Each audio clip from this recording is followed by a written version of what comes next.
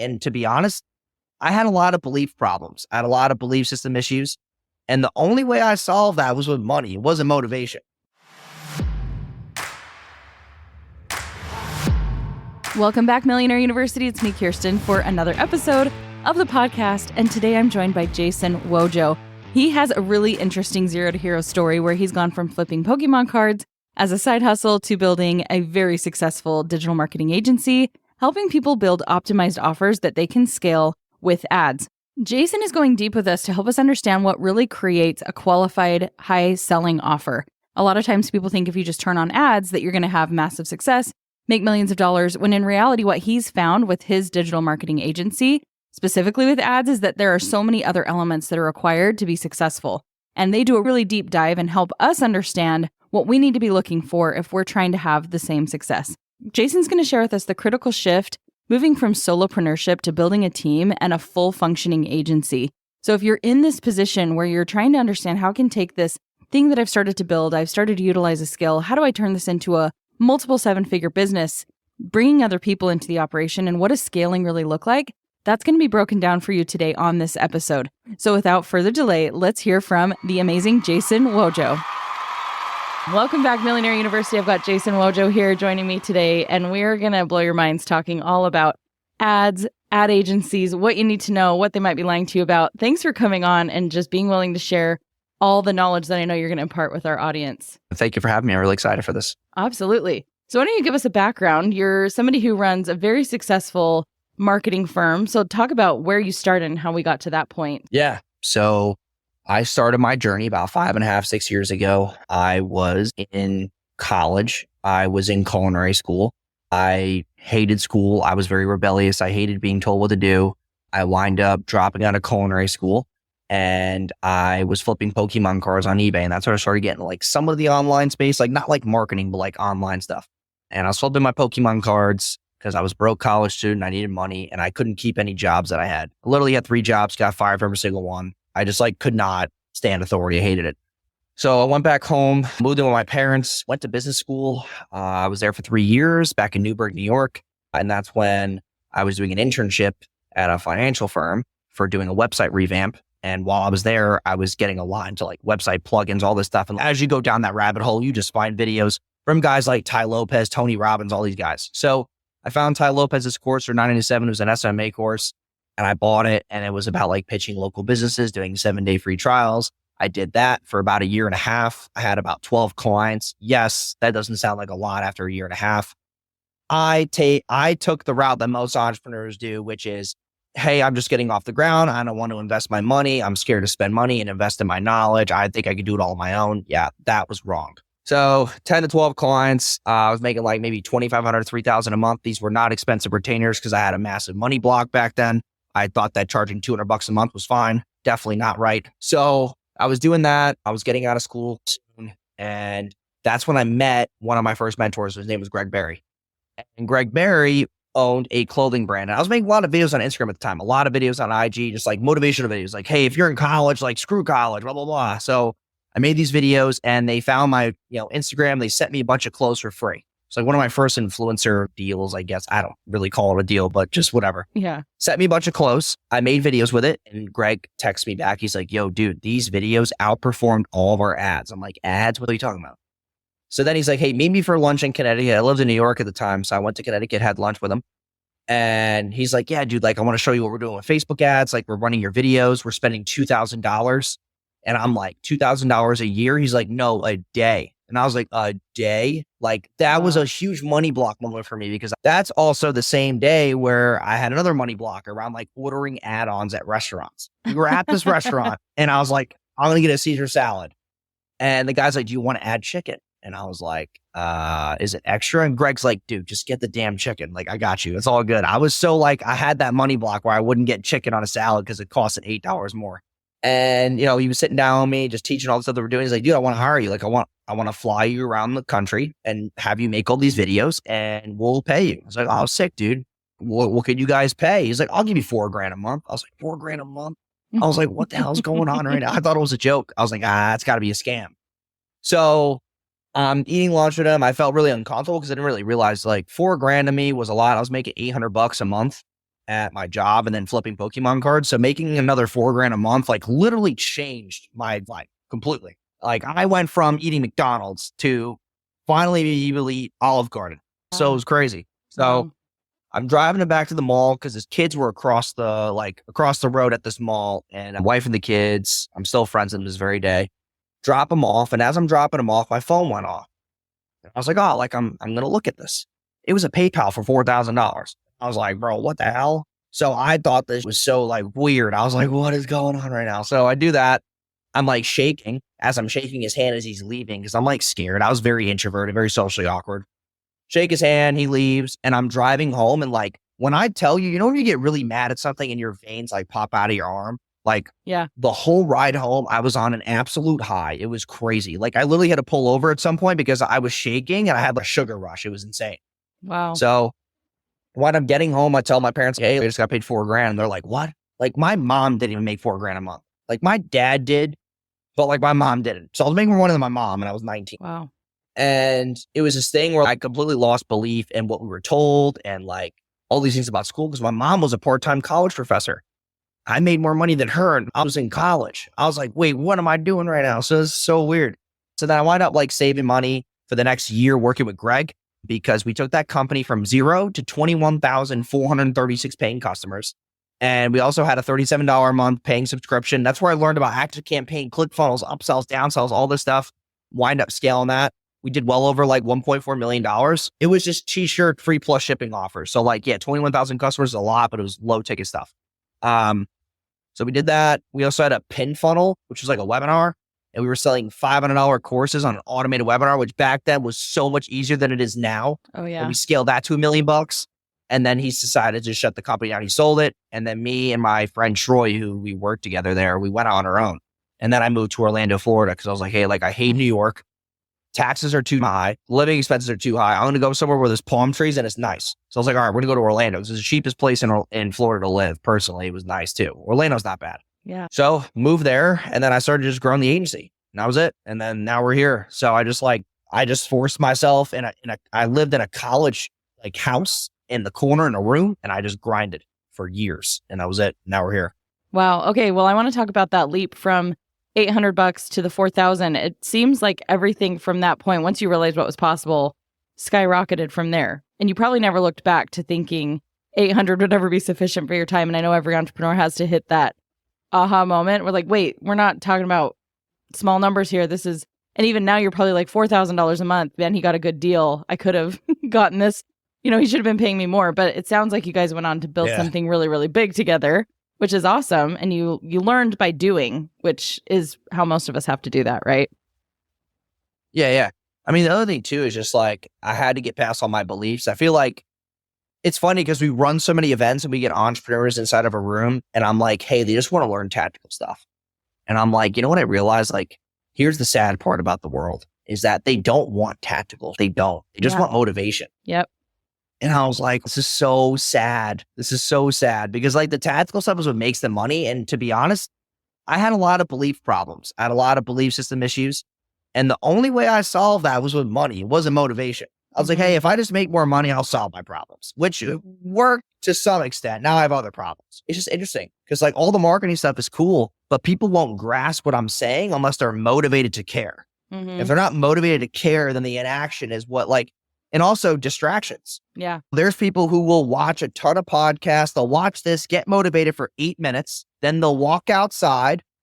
They'll get a Snapchat from their friend and then they'll wind up going out drinking and then they don't do anything with their time. And it's like, they just need to have an action because the action will displace any distraction that they have. That's the only thing that I learned was stay busy, not in the wrong areas, but just stay busy. Yeah, absolutely. And you'll figure it out as you go. And there are so many people who stay in that. They want to have the perfect plan. They want to think it through. They want to get it all on paper before they're willing to do anything. And then you have a lot of theoretical knowledge, not a lot of actual knowledge, which has to come from taking action, which sounds like you did. And now in a very short amount of time. And that's the crazy thing is you probably before had this plan of like, I'll make this and then I'll graduate college and it's this roadmap. And then you have to throw the roadmap out and realize, wait a minute, I'm actually making this so much faster. I'm making more than my mom and I'm not even done in college. And that's a big thing we talk about here on Millionaire University is taking a different path, that you don't have to follow the traditional educational route. There's so much to learn in just doing and being and existing in the place where you want to be. Like, why are you waiting for a certificate to do what you love? So that's cool. So tell me about some of the lessons that you learned as you went from doing some social media management services to actually running and using ads, and what that experience was like. Oh, geez. I mean, biggest thing was that I needed to have more hands in people's businesses because the ads didn't matter that much. I know that's a very bold saying coming from a marketing person, but like, your ads are just one piece of the puzzle.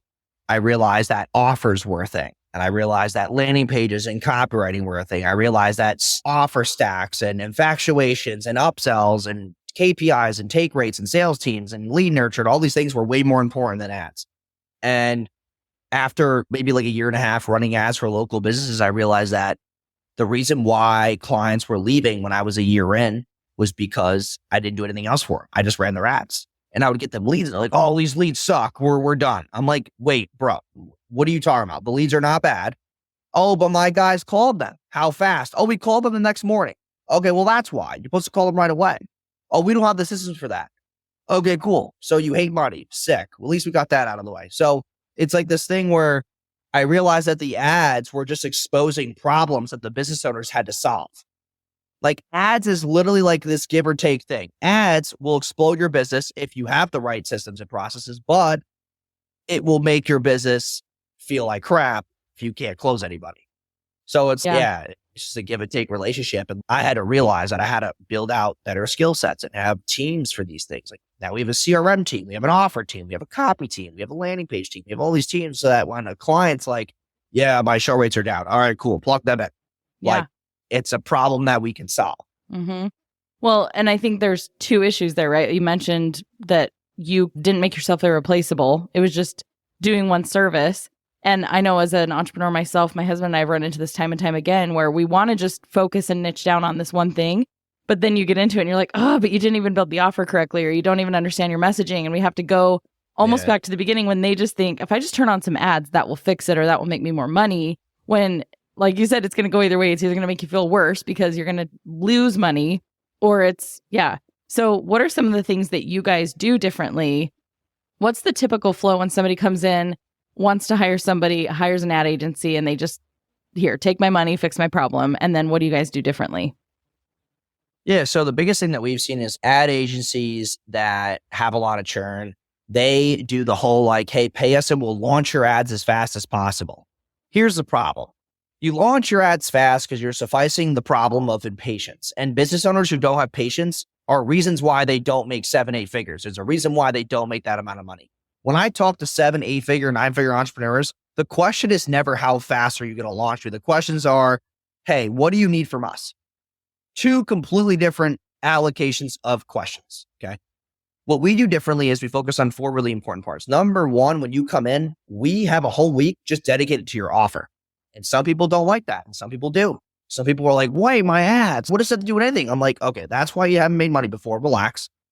So your offer, if we can't build you an impulse offer or something that's sexy, that has differentiation, then what we put in your ads and your scripts and your ad copy won't make a difference. It really won't. Yeah. So that's the first thing is your offer and your value ladder and then your customer journey. 2 is your landing pages and copy. So we write really good funnels. Like, we have very good headlines, good sub headlines, good storytelling, good infatuations. We have good landing page structure, all the proven things that I've proven over the years that have worked.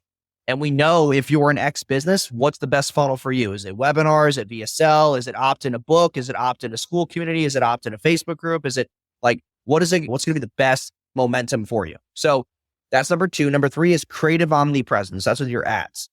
If we just run Facebook and Facebook only, we're doing you a disservice. We'll offer you other services, but if you want to buy them, that's on you, but we offer it. Mm-hmm. But like, if you're just on Facebook and they ban you and you're like, oh, it's your guys' fault. No, we offered you the bigger package and didn't want to buy it. So that's your fault. So if we can't run YouTube and, Google search and Google shopping and, TikTok and Facebook and IG together, like, we're making you more omnipresent. And then the last piece is your KPIs, which are like, what are the numbers that are actually dictating the other 3 parts of your success? So like, what's your cost per lead, cost per show? What's your close rate? what is the show rates and where are people dropping off? Where's the problem in your VSL? Like, what are these things that are happening in the business that are actually levers that we could pull? Like, what's your email open rates? What's your like pricing ladder? Why are people not taking this third upsell? Like, looking at the numbers, because most business owners get way too emotional. They're like, oh, like, I'm spending money, it's not working. I'm like, actually it is. You're so consumed in the emotional that you can't look at the number. Like, I want to be able to use my phone and make a calculated decision, not sit there and go like, nowhere in my business do I ever say, I think this will work. Yeah. Or let's try this and see what happens. It's data. Like, what happened in this funnel? And if we change it, what number of conversion rate are we looking for?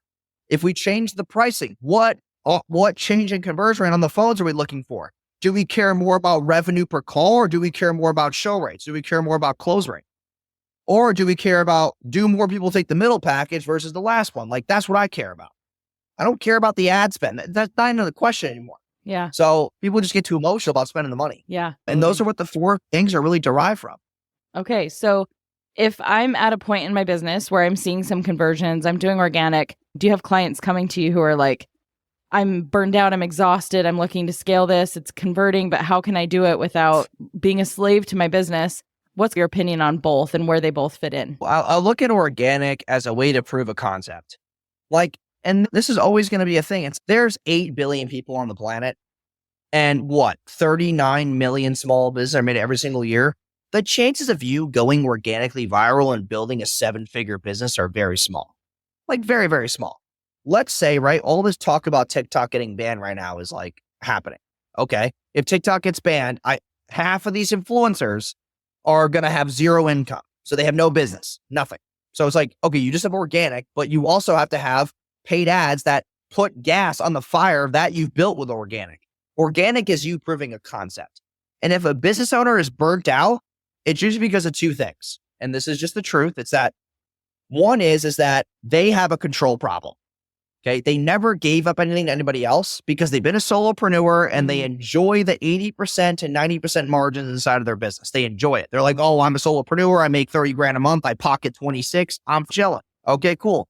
But then you got to go spend money to scale. And you're like, ooh, I don't make $26,000 profit a month every more. I can't go get that new Ferrari that I want, or I can't go on that vacation right now. I got to figure this out first. The other thing about like burnout is that they're just doing things that they shouldn't be doing. That's a piece of like personal belief. Like, what is your time actually worth? And I just don't see the value in people trying to have too much control. Because here's the thing about control. I just talked about this on one of my webinars earlier today, which is if you want to control everything, then you control nothing.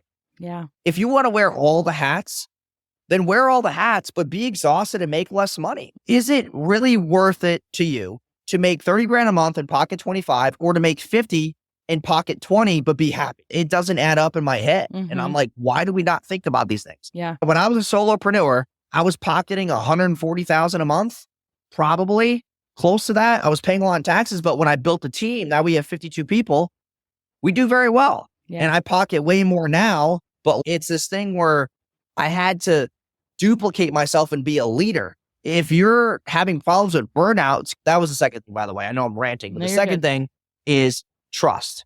Okay. So it's having control and a lack of trust. Either something happened in this entrepreneur's childhood or their life where a parent, like this is a huge thing that I see, is that a parent left them when they were a kid, their husband cheated on them, their wife cheated on them, someone like really screwed them over where they don't trust people anymore. If you're not a good leader, then it's going to be tough for you to lead other people to where you want them to be, because they don't only work with you for money, they work with you for actually like having a path and purpose as well. So you had to become a leader. And my last thing to prove this is that if you wake up every morning and you actually have to worry about where your next client or customer is coming from, regardless if you think you're okay, you're probably not. Every morning we wake up, we have 60 book calls on the calendar. Wow. I never have to wake up and be like, yeah, we don't have money coming in. Every day we have 6 to 8 closes. We're doing 30K plus a day. Like, I don't have to worry about new customers coming to the door. Never an issue. Now what's my issue? Leadership, systems, training, doing our events, doing real things that scale the revenue like that, and building new products. That's my problems. If you don't want more problems, which by the way, what I was talking about in the beginning about paid ads exposing problems, that's the goal. I want to have more problems because more problems means I have a solution and that solution makes me more and it builds the business better. If you're running a business and you're afraid to run ads because you don't want to actually expose your business to the crappy structure that it is, you're just scared because you're like, if I get 20 leads this month and I can't close any, I suck at sales because I'm so used to closing referrals and people who are warm. It's so true. But if I have to go close somebody who's cold, I am now not the business owner that I'm telling all my friends about. Yeah. I love that. Such good feedback. And I think you touched on something that's really important that I myself have struggled with, and I see a lot of people struggle with this, is hitting that point where you do shift from solopreneur to CEO, entrepreneur, bringing other people in, because it's what you said. You go from like an 80 to 90% profitability to losing a lot of that. But where did you see for your own business and yourself that breaking point where it finally made sense to where now you're making way more than you were making before as you're on your own? I mean, the biggest thing with that was I just was tired of working 18 hours a day. Like my social life was declining. I was unhappy. Yeah, the same thing happened for me too. I was making 30 grand a month and I enjoyed like pocketing all the profit. I enjoyed not having to pay invoices. I enjoyed it. I'm not going to lie. I did. But then I realized like I'm 22 at the time. Why am I playing so small? Like, what am I doing? And I was like, okay, well, I'm 21, 22 years old, making 30 grand a month. That's $360,000 a year. What? I want to make $1 million a year. What is that going to take? Mm-hmm. And then I started scaling. And then I started having a problem with churn. I was able to keep clients on my own for a very long time. And then I was on my own. I took on more than I could chew. And then at one point I had 30 something clients. I was making 80 grand a month. I legit didn't have any time to eat breakfast, go to lunch, eat dinner. I was legit like putting my health in jeopardy. And that's when I realized I had to build a team. That I hired my first contractor, and that was Dave. If Dave is listening to this, I freaking love Dave. Still talk to him. I remember paying him $8 grand a month. I didn't even freaking realize how much money that was at the time. Well, I was looking at Fiverr and Upwork, and I realized, and this is a big point that I'm getting to, is that I was very cheap. Like when I was making money and trying to hire a team, I was trying to pay people that were worth $8 grand a month, $4,000 a month. Doesn't work. Okay. You have to pay people what they're worth. And if you don't pay them what they're worth, what are they going to do? They're going to get distracted and find opportunities elsewhere. Yeah. If they're a contractor for you, they're going to go find somewhere else to make that other $4 grand. And what does that mean? Your business is not getting the attention that you deserve, and they're making someone else money. Yeah. That was a big headache of ours for sure, is that I didn't have crazy amount of cash flow to do it because then I started running ads and those costs piled up. And I was like, damn, I'm making 80K a month, but now I'm pocketing 35. That's just part of the game. Yeah. And then I had to straighten out our systems. I increased prices and the margins like got a lot better. But like it was things where every single time I scaled to another level, it was leadership, product, onboarding, automations, all these things that had to be built out. This team member wasn't as good as I thought they were. Fired. Like it was just all these things that were happening. And I had to solve those problems in an efficient time manner. Yeah. Wow. Okay. So if I'm a business owner and I'm coming in and I want to scale a business to 100K, what is the process going to look like for me? 100K. Is that just 10K a month? 100K a month. 100K a month. Okay. Yeah. So let's just say that you're a coach. Okay. So you're a coach and you're trying to get to 100K a month. First thing you need is a product that's product market fit. Okay, so if your product or offer is not market fit, then you're going to have a hard time getting people to raise their hand for it. So that's the first thing. Second thing you need is like a really good brand and like social organic piece to like make sure that when people are seeing your ads, once I get to that point, when people see your ads, they don't go to your organic page and say, I don't trust this person. Yeah, that's the second thing. So you need to have a really good organic page, like posting content daily, going on podcasts. That's part of your organic, going on podcasts, posting long form YouTube videos, like being a part of the community and having a voice. Third is that you need to know how to sell your offer. How are you going to sell it? Are you going to run a free webinar? Are you going to take sales calls? Are you confident in sales calls? If you're not good at sales calls, run a webinar. It's the most efficient way to actually make money. Because then what you can do on the webinar is you can just pitch them and sell a call, and then they're a layup on the sales call. You also have to think about like, hey, to get to 100K a month, how many customers do I need? Can I fulfill? Let's say you're a coach charging $6 grand for 6 weeks. Let's just do a quick example. That means you got to get, what is that? 14? No, 4. That means you got to get 17 people to say yes, which means you got to sell one person a day. So how do I sell one person a day on $6 grand?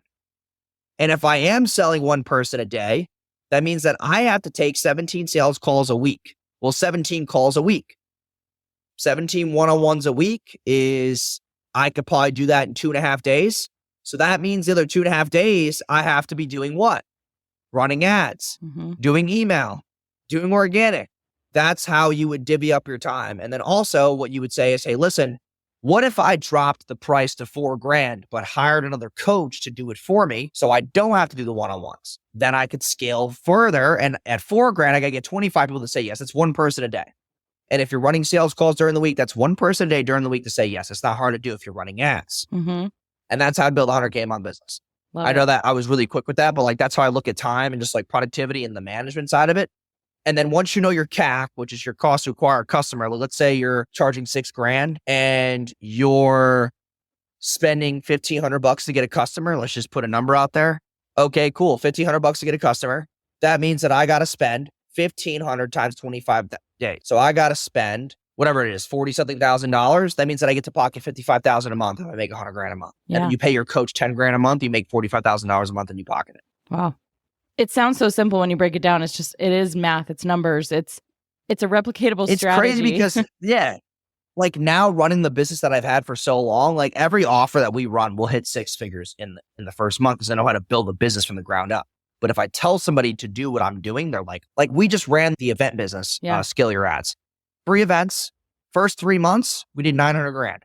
First 3 months. And then after that, we had the whole tour this year. We did 2.5 something million bucks, 8 months. Like it's this thing where every offer I touch does well, but you have to want to spend a ton of money and break your belief system because while you're doing the 17 calls and while you're doing the sales calls and while you're running ads, there's beliefs we have to break throughout the process for you to even understand what the hell I'm talking about, which pisses people off. So it's like, you got to break the belief system and then you got to get them in action period. Also, or the organic, sitting in front of a camera, hiring a videographer, like that 100K, when I broke it down, you're probably going to sit at like $35,000 or $40,000 after paying a video person, your ClickFunnels subscription, go high level, all these things. But like at the end of the day, it's better than making no money. Yeah. So like. Right. So let's talk a little bit about what makes a high converting ad. What is your guys' strategy? Because I know that's just one component, but when it comes to actually creating the ads, what are you advising your clients right now on doing? Is it dependent on the actual offer or there's some steps that all of us can take? Yeah. So biggest thing with high converting ads is all about the beginning of the video, like the first 10 seconds. You got to be able to get the offer out there, pain point and pattern interrupt in the first 10 seconds. Okay. So like if you're, a big thing with ads too that people don't realize is like a high converting ad really doesn't need to be a high converting ad. It should be a high converting offer. Like if the offer is good, then everything else is fine. Yeah. Like I just never seen a lot of problems with a ad if the offer sucks. Like if the offer sucks, the ad's going to be atrocious regardless, or you're lying to people in the ad. So it's like, it's just this thing of like all high converting ads have pattern interrupts, good tonality, good backgrounds, good quality, good social proof, good storytelling, good infatuations, and then a CTA. And that's usually how I will derive a high converting ad. Like I have a really good ad on the internet that people love. They buy because I tell a 14-minute story about my entire life. Like I didn't mean in the podcast. I do that in an ad and I'm taped to a chair in a dark room with my mouth shut. And it's a very good ad. Like it gets people's curiosity and they watch and the watch times are high because the first freaking 3 seconds is me going, and I'm like in a dark room and you think I'm getting kidnapped. So like the way that you start an ad really matters and invest money into the production. But also if your offer is very, very good, your ads don't really need to be that sexy, honestly. Yeah. Like some of my best ads are ones where I have no ad copy, but I have a really good offer. And I'm just like, one of our highest performing ads is literally a video with my phone like this. And I'm just talking into it. And I didn't look like this, by the way. I had pimples and I was like, there was a waterfall behind me. And like, that was what it was. And that's our highest grossing ads this very day. That video ad, by the way, still runs to this very day, 4 years later. Wow. Still runs. It's got over 1.4 million views on the Instagram feed. It runs, has 3,000 comments. It makes a ton of money. Has nothing to do with cool, flashy cars and stuff like that. It's all about radical transparency, having a good offer. Yeah. Well, and really, when you say good offer, it's understanding the messaging, and the offer isn't just the product you're selling. It's have you packaged it up in a way that it makes perfect sense to where people don't have to think very hard about it. So the ad Yeah. should be relatively simple if that's all you're doing is just representing something that people actually want and that's tested and true. So it makes perfect sense. And I think a lot of people probably do get hung up on, if I create really, really great production quality, that's going to be the thing, when it's one element, but it's not even the most important element. You need to make sure that you're selling something that people actually want to purchase. And then the ad creation gets a little bit easier, and you can scale up your costs, like having a production crew, as you make more and more money. But if you're seeing both, you have this highly produced ad and then you have this super simple one, and they're both converting well, then it just tells you it's all about the offer. It's about nailing the messaging and knowing what you're selling. So makes sense. But it's funny how many people don't get that, and they focus on all the wrong things and then wonder why it's not working. They always focus on the things that are short term. It's like, oh, the ad's not working. I can go into Facebook and fix it. But your offer doesn't work. I got to change my whole model. Yeah. And people don't want to do that because they're just lazy. Yeah. So people obviously listening to this, all of you guys who want to go down this road where you're seeing the appeal of being able to scale, having all these elements in place, they're obviously not going to hire you if they want the quick fix, if they want you to just slap some money, turn on some ads. What is the process like to come in and work with you? Or what do you recommend people be in their business before they come and work with your business? So the biggest thing I say is, like, if you're making at least 10K per month, right? And you're willing to spend at least 50 to 75 bucks a day to get off the ground on top of our service, you're looking at around $4,500 to $6,500 a month, all in. Okay. With that being said, you need to be in a place where your offer has worked organically very well through certain economic cycles, or you have a good organic following. Like, you're not just some like faceless person. We've gotten people like that who are like, I just want to sit behind the camera and make money. I'm like, bro, what are you talking about? And then on top of that, like, the best proven cons are ones who have data. You bring data to the table. We can now leverage that data to move you forward in the right position. Don't just come to us saying, oh, we made 11 grand last month. What can you do? That doesn't really help us. Like, we need to know the KPIs, like what happened in the business that dictated that 11K a month. And then if they want to work with me, they can just go on Instagram at the Jason Wojo, and they can just click the link in my bio. That's where everybody goes. They can just click the link in my bio there. That's where I run all my ad traffic to. It's a landing page, all the social proof, all the context that they need to make a decision. And they can just book a call through there to speak with one of my senior advisors. Cool. Love it. Okay. Well, if you guys are listening and this is the path you want to go, you obviously know what you need to get in order to be able to be at a point where you're ready to hire somebody, help you scale to the next level. Thanks so much for coming and sharing your process and just peeling back the curtain so we can see what you're doing and how you're helping people make all this money using advertising. We really appreciate it. Yeah, thank you. Appreciate it. Absolutely. Wow. Thank you so much again, Jason. That was truly a fantastic episode. Honestly, it was when I went back and listened and edited that I found the most value, because as I was on the other side of the conversation, I'm always having to think one step ahead and really trying to think for you guys, what is going to be most valuable? But even as a coach, as an entrepreneur who has dabbled in ads and is running offers and building a business also of my own, I listened to this and I realized he gave some really huge strategies and steps that you can take to be successful. And so this is one you might want to go back and listen to again. It's definitely one I'm going to go pick apart, as he gave that really awesome strategy. If you're a coach and you're trying to get clients, these are the things you need to do. And I really think you can take what Jason said and apply it to any industry. When it comes to having an online business, this is a new space that really hasn't been around for very long. But now we're getting to a really cool point where you can be very evaluative of the metrics and the numbers. And like Jason said, you don't have to just wonder if this is going to work. You can have data, you can look at the things that are working and figure out how to grow it even bigger. So thank you again for bringing so many good things for us to consider and work towards. I hope you guys got as much value out of this as I did, and I'll see you on the next episode of Millionaire University. Have a great day.